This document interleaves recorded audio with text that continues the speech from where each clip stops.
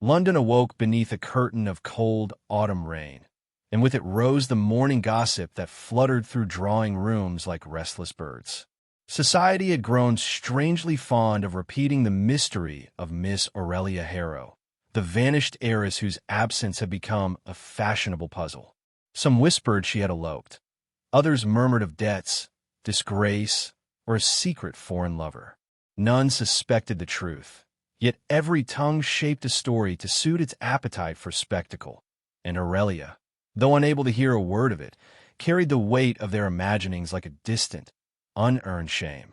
Far from London's glittering windows, beneath the rotting timbers of Northfell Manor, Aurelia sat against a stone wall chilled by decades of neglect. A rusted iron cuff circled her ankle, chaining her to a ring in the floor, yet she arranged her posture with deliberate grace, refusing to surrender the composure bred into her since childhood. Hunger gnawed, but pride steadied her breath. She spoke aloud only when necessary, reciting fragments of her father's legal lessons to anchor her thoughts. What tormented her most was not the darkness, but the knowledge that the world believed she had fled it. She had witnessed a single damning moment. A forged entail passed quietly between the late Duke's ambitious cousins, whose fortunes depended on erasing her inheritance. Their panic had been swift, their cruelty practiced. They had locked her away as though she were an inconvenient ledger to be stored out of sight, trusting the manor's isolation to hide their outrage. Weeks blurred. She could measure time only by the trembling candle left on the stairs each evening. Yet she refused to spare. If truth had any mercy left in it, someone, anyone, would notice the silence surrounding her disappearance. That someone arrived on an afternoon carved from stormlight. The new Duke of Northfell, Benedict Hawthorne, descended from his carriage with an expression that blended duty with quiet disillusion. He had returned from London to claim the estate his uncle had left in ruin, expecting neglect and disarray, but not the lingering sin of fear that clung to the servants' steps. Benedict's education had sharpened his mind, and years in the House of Lords had taught him to distrust too smooth explanations. When he inquired after locked rooms and unused wings, the staff exchanged glances that tightened his curiosity into suspicion. The western wing, they told him, had long been abandoned. Rain leaked through its roof tiles, rats nested in its corners, and no one dared open its doors for fear of collapsing beams. Benedict accepted none of it. He demanded a lantern and strode ahead, his boots striking sharp echoes along the warped floorboards. As he approached the cellar stairs, a faint sound, metal tapping stone, halted him. The servant behind him muttered something about old pipes, but Benedict raised a hand for silence. The sound came again, soft, rhythmic, unmistakably human. A chill traced his spine. He descended into the cellar, each step revealing more of the room's damp, fetid air. The lantern's glow wavered across the floor, landing at last on a figure seated against the far wall. Aurelia lifted her chin, blinking against the sudden light. Her gown, once pale lavender, hung in tattered folds, and her skin bore the fragile pallor of deprivation. Yet her gaze held an astonishing steadiness. For a long moment, neither spoke. The lantern's glow framed her like a portrait half-sketched by fate, and Benedict's breath caught, not in revulsion, but in disbelief that any soul had been left here. "Who are you?" he asked, his voice quieter than he intended. Aurelia straightened, summoning every shred of dignity. "Miss Aurelia Harrow," she answered, enunciating each word as though to remind both herself and her captor that her identity remained intact. The name struck Benedict like a blow. He had read of her disappearance, had even dismissed the more lurid speculations as idle inventions. To find her here, imprisoned on his own estate, ignited an anger that surged beneath his controlled exterior. He stepped closer, lantern trembling slightly in his grasp as he saw the cruel iron cuff at her ankle. Without hesitation, he knelt, inspecting the lock with fierce precision. Aurelia watched him, uncertain whether he represented salvation or yet another peril. But when he stood and shrugged off his coat to drape around her shoulders, warmth prickled her numb skin, and a tremor of cautious relief unsettled her composure. "You will leave this place now," he said, not as a command but a promise. He lifted her with unexpected gentleness, his arms steady beneath her slight weight. She made no protest. Exhaustion claimed the last remnants of her restraint, and she let her head fall lightly against his shoulder. As he carried her up the stairs, the servants stared, their faces pale masks of guilt, fear, or astonishment. Benedict did not slow. Each step felt like a vow hammered into stone. When they reached the great hall, firelight spilled across Aurelia's gaunt features, revealing the extent of her suffering. The staff recoiled, as though the truth they had ignored now condemned them. Benedict issued sharp orders for hot water, blankets, broth, and the immediate summoning of a physician. His voice, still controlled, carried a gravity that left no room for disobedience. Aurelia, settled gently onto a chaise near the hearth, looked up at the man who had found her. His features, illuminated by the fire, were drawn with the tension of a man confronting the failure of those he trusted. "Why do they do this?" he murmured, more to himself than to her. She met his gaze with weary resolve. "Because I knew the truth," she whispered. That truth, whatever form it took, hung between them like the first crack of dawn after a punishing night. Benedict felt the shape of his future shift, and with it, a quiet determination took root. The story, he sensed, had only begun. Aurelia's recovery unfolded with a fragile slowness, as though her spirit were testing the world before trusting it again. The physician, summoned at once, confirmed what Benedict already sensed. She had endured cruelty that demanded not only medical care, but gentleness, privacy, and the steady reawakening of dignity. She accepted each remedy with composed reluctance, never complaining, never revealing more about her suffering than necessity required. Benedict observed her restraint with growing concern, for silence, when built from fear, was a cage as formidable as the cellar that had confined her. Yet beneath her quietness lay a resolve that suggested she had not yielded to her tormentors, only endured them. As Aurelia regained her strength, Benedict found himself questioning every corner of his inheritance. The servants avoided his gaze, some out of guilt, others out of loyalty to the late Duke's conniving cousins. Those cousins, having fled London after their uncle's death, had left the manor in disarray and the legal affairs in a state of suspicious ambiguity.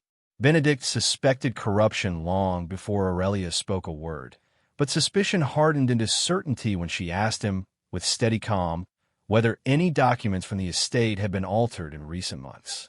He did not answer immediately. Instead, he sat beside her bed, studying the determination in her features, and invited her to speak freely. Her account was precise. She had discovered the forged entail while searching for her late father's correspondence among the manor's archives. The cousins, realizing the danger she posed to their scheme, had acted with unhesitating malice. Their threats had been swift, their imprisonment cruelly efficient. Aurelia recounted the moment she was dragged to the cellar with chilling composure, describing the echo of the locking door with such clarity that Benedict felt an unfamiliar heat rise in his chest. The anger he had controlled since finding her intensified, though he masked it with the restraint expected of his position. What he could not conceal was the vow forming quietly within him. He would not allow such injustice to stand. Within days, he summoned a solicitor known for unwavering integrity, requesting a discreet review of the estate's legal documents. Aurelia, now strong enough to walk short distances, insisted on offering everything she remembered, tracing the timeline of events with meticulous care. Benedict admired her precision. She possessed both intelligence and courage, qualities too often undervalued in society's preferred portrait of femininity. Her insight illuminated the conspiracy with startling clarity, revealing not only the extent of the fraud, but the motives behind it. The cousins had sought to claim the entire estate by rendering her legally irrelevant, hoping that her mysterious disappearance would silence any inquiry. Their scheme, however, had not anticipated Benedict's arrival or his unyielding refusal to accept inherited falsehoods. As he and Aurelia reviewed the solicitor's findings, he saw flickers of guilt touch her expression, as though she blamed herself for the turmoil surrounding the estate. He assured her she bore no fault, yet she did not wholly accept his reassurance.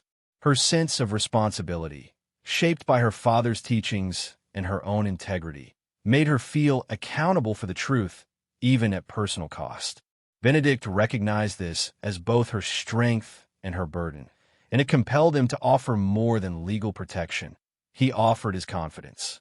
Late one afternoon, he presented her with a small silver hairpin engraved with her initials, a simple token meant to remind her that her identity had survived the shadows.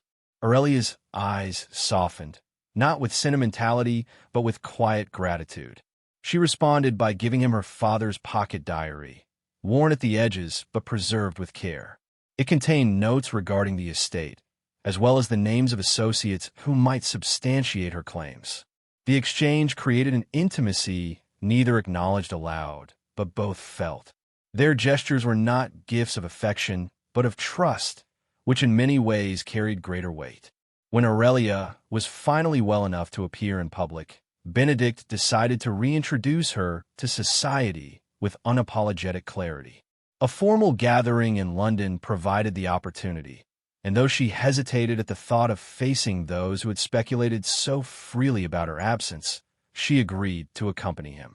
Her gown, though modest, carried the quiet elegance that had always defined her, and Benedict offered his arm with a solemn assurance that she would not stand alone. Their entrance into the crowded drawing room silenced conversations in a wave of astonishment, followed by whispered disbelief that rippled through clusters of intrigued spectators. Aurelia felt every gaze like a weight pressing on her spine, yet she held her head high. The air, thick with perfume and judgment, stirred uneasily as the story of her disappearance reawakened in the minds of those eager for scandal. Some faces softened with sympathy, others sharpened with skepticism. Benedict remained beside her, his presence a shield against society's tendency to devour its own. When a rival noble, emboldened by liquor and malice, questioned the propriety of Benedict sheltering a woman whose reputation had been so thoroughly compromised, the entire room fell into a breathless hush. Aurelia's pulse thundered, but before she could respond, Benedict addressed the man with chilling composure. He did not raise his voice. He did not exhibit anger. Instead, he spoke with the measured dignity of a man accustomed to the weight of truth. His defense of Aurelia was neither theatrical nor sentimental. It was simply, unmistakably, sincere. He declared that no rumor, however persistent, could obscure a woman's character when revealed by first-hand understanding. His words, though calm, carried the force of a gauntlet thrown. The noble retreated under the weight of collective disapproval, and murmurs of admiration replaced earlier whispers. Yet Aurelia felt neither triumph nor vindication. She felt only the tremor of vulnerability that followed the confrontation, as though the polished floor beneath her might give way. Benedict sensed her unease and offered a discreet escort to the terrace, where the cool night air softened the heat of the ballroom scrutiny. She thanked him quietly, but the gratitude carried more weight than politeness demanded. As the sounds of the gathering faded behind them, a new awareness settled between them, not of romance, but of alliance.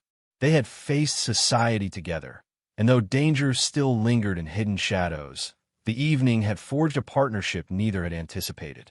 The night ended not in resolution, but in the unmistakable promise that both the estate's truth and Aurelia's fate were now entwined with Benedict's unwavering resolve. The carriage ride home from the London gathering unfolded in a profound, suspended quiet, broken only by the clatter of wheels against cobblestones and the muted hiss of passing lamplight. Aurelia sat opposite Benedict, her gloved hands clasped so tightly in her lap that the tendons stood out in pale relief. The humiliation she had endured lingered in her thoughts, not because of the insult itself, but because it had stripped away the fragile composure she had fought to reclaim. Benedict watched her without intruding, sensing the depth of her turmoil and the futility of consoling her with anything as simple as words. He waited until the rhythm of the carriage steadied before speaking, his tone gentle yet unmistakably earnest. "I am sorry," he said, breaking the silence with uncommon hesitation. "I had not foreseen how boldly they would attack your name, nor how swiftly their tongues would turn cruel." Aurelia lifted her gaze, her composure visibly shaken, yet she managed a whisper of dignity. "Do not apologize, Your Grace. You did nothing wrong." Her voice trembled slightly, revealing the strain behind her courage. It is only that their words reached deeper than they ought. Benedict leaned forward, resting his hands upon his knees with a restrained intensity. "I fear I placed you in an untenable position. If I had known—" She stopped him with a faint shake of her head. "I wish to stand again. Truly, I could not remain hidden forever." The sincerity in her tone touched him more profoundly than he expected. In the flickering gloom of the carriage, her expression revealed both strength and fragility, qualities that compelled his admiration in equal measure. He recognized in her the quiet bravery of one who had endured injustice, yet refused to let bitterness rule her. The rest of the journey passed in reflective silence, marked only by the mutual understanding that something had shifted between them, something delicate, unspoken, and undeniably real. When they returned to Northfell Manor, Aurelia sought refuge in the library, drawn to the sanctuary of its towering shelves and the steady glow of the hearth. Benedict joined her after ensuring the servants retired for the night, his footsteps soft upon the rug, as though he feared to disturb the fragile quiet enclosing her. She stood near the window, her silhouette framed by the silver wash of moonlight, embodying both resilience and solitude. Benedict paused a respectful distance away. "Miss Harrow," he began, his voice low, "I should like to understand what troubles you most, if you are willing to confide it." Aurelia inhaled slowly, as though measuring her courage. When she turned toward him, her expression no longer hid the weight she carried. "What troubles me," she said, "is not the insult itself, nor the malice behind it. It is the fear that no matter what truth I present, society may still choose to doubt me." Her voice softened, threaded with a vulnerability she had long concealed. "I was raised to believe that virtue, once tarnished by rumor, is nearly impossible to restore, and I do not know how to reclaim what was taken from me in that cellar." Benedict stepped closer, compelled not by impulse, but by a profound sense of responsibility. The firelight cast warm shadows across his features, illuminating the sincerity in his gaze. "Miss Harrow," he said with quiet conviction, "I have spent years in Parliament listening to men disguise falsehood in eloquence. I have learned that truth is seldom loud. It does not march or thunder. It stands. And you, by endurance alone, have proven yourself unshakable." A faint breath escaped her lips, half relief, half disbelief. Benedict continued, his tone shaped by unguarded emotion. "I do not doubt you. I never have, and I will not allow others to decide your worth." Aurelia lowered her eyes, the flicker of the hearth reflecting in unshed tears she refused to release. His reassurance touched a place within her still bruised by memory, yet hungry for respect. "Thank you," she murmured, the words barely audible but weighted with sincerity. "Your faith in me is more than I expected from anyone." Benedict offered a small, solemn nod, resisting the urge to step nearer. "You deserve infinitely more." The days that followed pressed upon them with new urgency. The solicitor's investigation accelerated, uncovering alarming evidence not only of the forged entail, but of additional attempts to manipulate the estate's financial records. Each discovery demanded immediate action, often requiring Benedict's presence in town.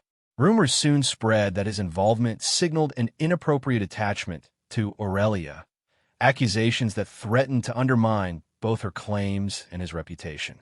The more he championed her cause, the more he risked appearing partial in a matter requiring legal neutrality. The tension between duty and loyalty tightened around them like an invisible snare. Aurelia recognized the danger. One evening, as snow flurried softly beyond the window panes, she met Benedict in the walled garden, its skeletal hedges silvered by moonlight. Their breath clouded the air between them. "Your Grace," she began, her expression carved from quiet resolve. "Your continued support jeopardizes far more than you realize. If the inquiry is to proceed without suspicion, you must withdraw from it."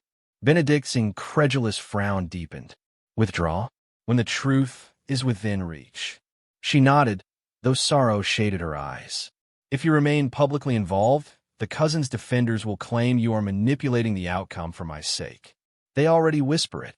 He stepped closer, his voice tinged with frustration. "Let them whisper. Their lies do not concern me."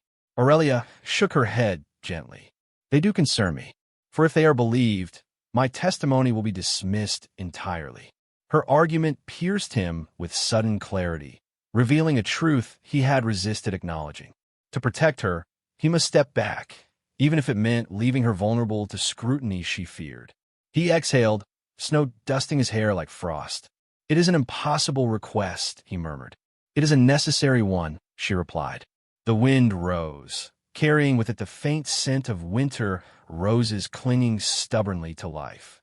Benedict regarded her with quiet anguish, torn between his desire to shield her and the realization that she needed space to prove her independence. "Very well," he said at last, his voice heavy. "I will relinquish direct involvement, but not my concern for you." Aurelia's composure faltered, and in a moment of rare abandon, she reached out and laid her hand atop his. The contact was barely a breath, yet it sent a warm shock through him. He did not pull away. For the first time, Aurelia felt the tremor of hope not born of desperation, but of connection, an understanding that though the path ahead was fraught with peril, she would not walk it alone. The gesture, innocent yet charged, signaled a turning point neither dared to name, leaving the night brimming with possibilities as fragile and profound as the snow falling softly around them. The morning of the parliamentary hearing dawned with a pale, wintry hush, as though the world itself held its breath in anticipation. Aurelia stood before the mirror in her modest chamber at Northfell Manor, fastening the silver hairpin Benedict had given her. Its small gleam steadied her more than any whispered reassurance could have. She had slept little, weighed down by the knowledge that today would either restore her rightful identity or condemn her to the shadows where her captors had hoped to bury her. Yet beneath her apprehension lay an ember of determination that had grown ever since she first stepped out of the cellar and into the light of Benedict's protection. Benedict waited for her in the entrance hall, his expression composed but taut with a restraint she had come to recognize. It was not fear for himself that stiffened his posture. It was the helplessness of knowing he must stand aside in the one moment he most wished to defend her. Their eyes met, and the quiet understanding between them filled the space with a warmth untouched by the winter wind seeping through the manor's stone walls. "Are you prepared?" he asked. Aurelia nodded, though her breath trembled slightly. "I must be," she replied. He offered his arm, but there was a gravity to the gesture that transcended propriety. "Then let us face this day with the truth as our ally." The journey to London was a study in tension. Inside the carriage, Aurelia recited the facts of her testimony in her mind, shaping them into calm, deliberate answers. Benedict remained silent for most of the ride, yet his presence was a steady anchor. When the Houses of Parliament finally rose into view, their stone facade dignified and imposing, Aurelia felt the full weight of the moment settle upon her. She stepped from the carriage with caution, acutely aware that each movement would be analyzed by those eager to confirm their own assumptions. Inside the committee chamber, the air hummed with the rustle of documents, the murmur of observers, and a solemn gravity unique to rooms where destinies were decided by ink and accusation. Aurelia approached the witness stand with measured steps, her back straight, her gaze unwavering. Benedict took a seat in the gallery, forbidden to speak but not to listen. His eyes never left her, silently offering the support he could no longer voice aloud. Aurelia's testimony began with quiet clarity. She recounted her father's stewardship of the estate, the documents she had been entrusted to preserve, and the day she discovered the forged entail that sought to erase her claim. She spoke of the cousin's sudden hostility, their threats, and the night they imprisoned her in the cellar of Northfell Manor. A murmur swept the chamber at the mention of her confinement, but Aurelia continued, never embellishing, never faltering. Her restraint lent her words a credibility that no theatrics could match. The opposing counsel attempted to undermine her, questioning her memory, her motives, even the plausibility of her restraint under such circumstances. Aurelia answered each inquiry with thoughtful precision, demonstrating the same calm that had preserved her sanity during captivity. When asked why she had not escaped sooner, she responded simply, "Because hope alone cannot break iron, sir, but it can keep one from surrendering to despair." Her answer stirred a soft ripple of admiration through the room. By the time she concluded, the chamber felt changed, less hostile, more contemplative. The truth had rooted itself with undeniable force. Benedict, watching from afar, felt pride swell through him, tempered by the ache of having witnessed her recount suffering he wished he could erase. When she stepped down from the stand, she allowed herself a single glance toward him. It was enough. His eyes reflected unwavering respect and the faintest relief. The inquiry adjourned as the committee retired to deliberate. Outside, the courtyard brimmed with spectators and journalists eager to capture even the smallest reaction. Aurelia and Benedict retreated to a quieter corner of the grounds, where the bare branches overhead swayed in the muted breeze. She released a slow exhale, her composure finally wavering now that the ordeal was behind her. "It is done," she whispered, as though testing the words. Benedict moved closer, his voice softened by admiration. "You were remarkable. You held the room with nothing but truth and dignity." She shook her head modestly. "I only told what happened." "No," he said gently. "You carried yourself with a strength that commands respect. They could not ignore you, Aurelia. Not today." Her lips parted in a faint, disbelieving smile, the first glimpse of hope since the hearing began. "I only hope the truth is strong enough to prevail." Benedict regarded her with an intensity that warmed the winter air between them. "It will," he said, "and if it does not, I shall insist upon it." Aurelia felt a flutter of emotion she dared not name. She looked away briefly, gathering her thoughts, then met his gaze again. "Your Grace, I have been thinking much about the cost of all this, not only to myself, but to you." He stiffened slightly. "My reputation is of no consequence." "It is to me," she replied.